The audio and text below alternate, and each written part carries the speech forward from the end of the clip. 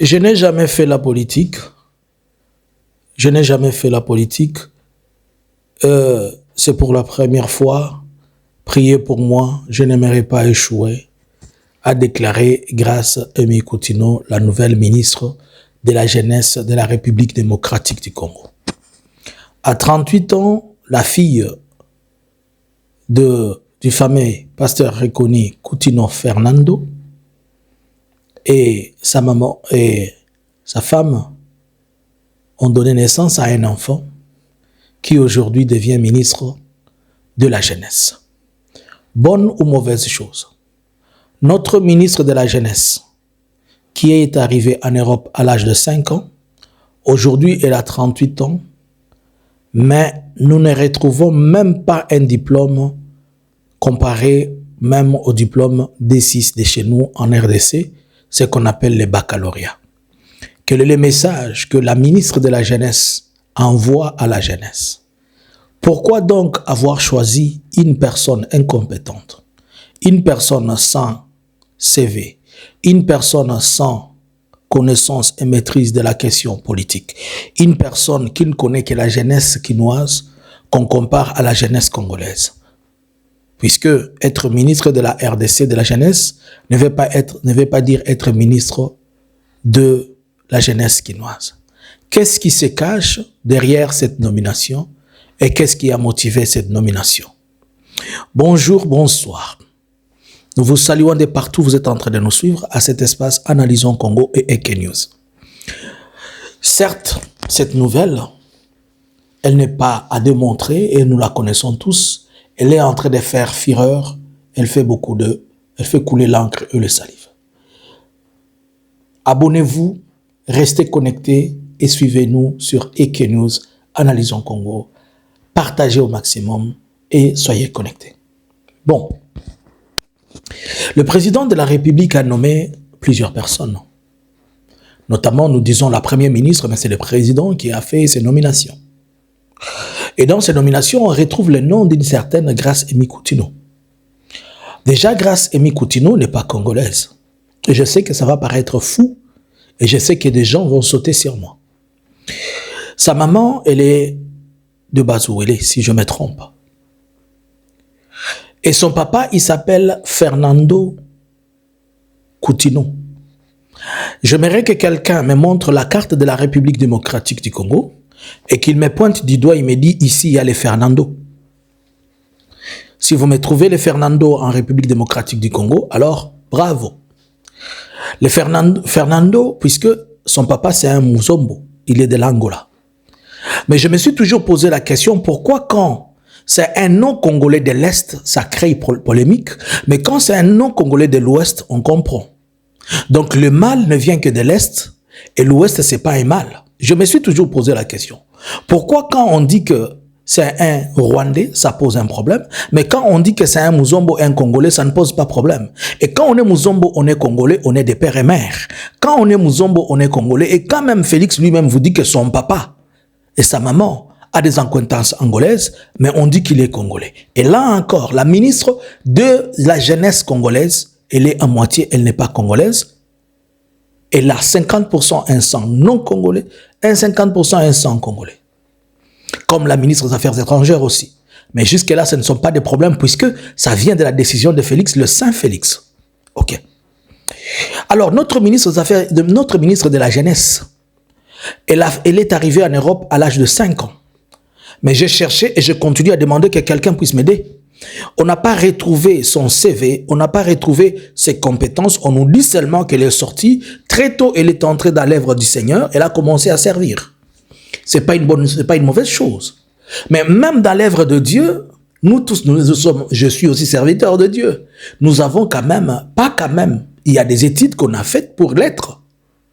Même si elle n'a pas fait autre étude, mais on pouvait quand même se retrouver, on pouvait nous dire qu'elle a même un niveau de G3, de grade, de théologie ou quelque chose comme ça. Même des diplômes de théologie, on n'a pas retrouvé. Bon, elle parle couramment français puisqu'elle a vécu en France. Est-ce qu'on va nous amener des histoires, vous savez, c'est puisque son papa était en prison, qu'il n'a pas étudié, mais il y a les Joseph aussi dont leur papa était tout le temps en train d'être de courir ça et là avec Mobutu, mais les enfants sont partis à l'école. Comment un grand monsieur comme celui-là n'a pas si amené ses enfants pour étudier? On ferme la parenthèse. Quel est le message qu'il envoie à la jeunesse? Est-ce que nous revenons encore à cette même politique de Chancellor Kopamba? Est-ce que tout jeune doit comprendre que si notre ministre de la jeunesse elle-même n'est pas éduquée, n'est pas instruite, donc tout le monde, tout jeune, peut être rien qu'à devenir quelque chose? Est-ce que nous sommes en train de wengetiser la politique congolaise? Est-ce que nous sommes en train de koulounatiser la fonction et la chose? Quel est l'avenir de la jeunesse congolaise avec ceci? Bon, l'une des choses qui a activé et qui a motivé sa nomination, vous le savez tous, ce sont les insultes à la fois de ses parents qui ont attaqué Olive Lembe, sa maman a attaqué Olive Lembe, son papa a attaqué Joseph Kabila, et elle-même, elle a fait des sorties. Et ça l'a valu un prix, mais pas seulement ça. Vous vous rappelez qu'elle a été à la présidence, pas une seule fois. Je ne dis rien, vous n'avez rien compris. Mais au moins, tout le monde sait comprendre que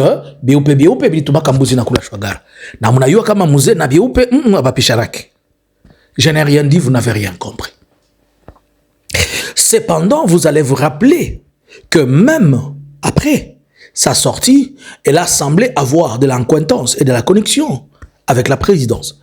J'apprends ceci, que le dossier qu'elle avait suscité de Joseph Kabila, comme ce dossier n'est pas arrivé à la fin, ainsi donc, il faudrait que si le procès qu'on est en train de faire de Kabila, de la condamnation, ne produit rien, elle va activer l'autre aile de ces procès, notamment les accusations de Joseph Kabila, qui aurait fait des choses sur son père. Mais cette fois-ci, je pense que la justice va s'atteler, on va prendre des responsabilités et tout sera mis à nu. Nous connaissons et on sait très bien que cette histoire a été cuite. Vous vous rappellerez que son papa, à l'époque de cette histoire, il fit le père spirituel de la femme de l'actuel ministre des Transports et Communications. Et étant son père spirituel, l'actuel ministre des Transports et Communications avait eu des acquaintances avec le vieux, paix à son âme, Honoré Ngwanda. Et de cela, on a cuit l'histoire de soi-disant Kanambe. Avant de cuire l'histoire de Kanambe, on a cuit cette histoire de ce qui a conduit certaines personnes en prison. Je n'ai rien dit, vous n'avez rien compris. Et c'est de là que tout est sorti. Alors, aujourd'hui, nous avons une ministre de la jeunesse qui vient opérer qui vient étant ministre de la jeunesse, mais cette ministre de la jeunesse détient en elle-même rien de la jeunesse. Elle ne connaît pas la jeunesse congolaise. Elle ne connaît pas les problèmes de la jeunesse congolaise. Elle ne sait même pas. Elle ne s'est jamais déplacée dans l'arrière-pays de la jeunesse congolaise. Elle sait peut-être les avenirs de Kinshasa. Mais qu'est-ce qu'elle connaît des problèmes de la jeunesse, par exemple, de Kalemi, celle-là? Qu'est-ce qu'elle connaît des problèmes de la jeunesse de Lubumbashi, de Kananga, de Mbandaka, ici même? Et tout le monde était en train de se poser la question, mais pourquoi on a dissocié la jeunesse et le ministère des Sports? Aujourd'hui, nous allons dire, je vois déjà un combat, puisque normalement, le ministre des Sports, c'est lui le titulaire du ministre de la Jeunesse. Et est-ce que le ministre des Sports va laisser sa rôde tout autour de lui pour le compte seulement du chef? Ah, moi, suis-moi, quelque chose comme ça. Je n'ai rien dit, vous n'avez rien entendu. Ma sœur, yoka eloreux. Soki ozui retard. Le lot, toza le 11 août.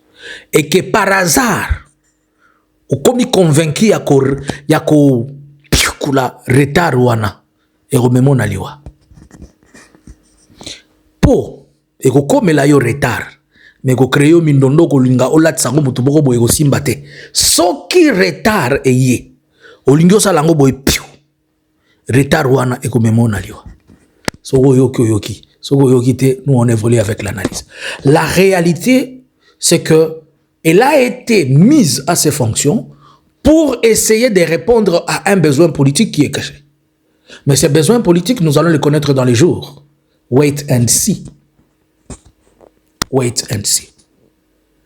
Notre ministre de la Jeunesse est-elle une honte? pour la jeunesse congolaise ou comment? Nos jeunes qui sont partis à l'université, qui ont fait de 10 ans à l'université, se retrouvent sans fonction, mais ils sont conduits par une ministre qui n'a jamais été, même à l'école primaire, puisque c'est ce que nous avons, à moins qu'on nous prouve le contraire. Si on nous prouvait le contraire, nous allons venir vous dire, nous avons retrouvé les traces d'elle, de ses études. Mais pour le moment, notre ministre de la Jeunesse, qui veut instruire la jeunesse, elle n'a rien de la jeunesse. Tout ce qu'elle sait, c'est à l'église. Moi aussi, je vais à l'église, je sers le Seigneur, mais à la fois, il faut ajouter la connaissance. Osée 4:6, mon peuple périt parce qu'il lui manque la connaissance. Et comme tu as rejeté la connaissance, je t'ai rejeté, je t'ai retiré du sacerdoce, je t'ai retranché. Selon vous, pourquoi est-elle ministre de la Jeunesse? Abonnez-vous et partagez. Analysons Congo avec vous. Analysons Congo subscribers.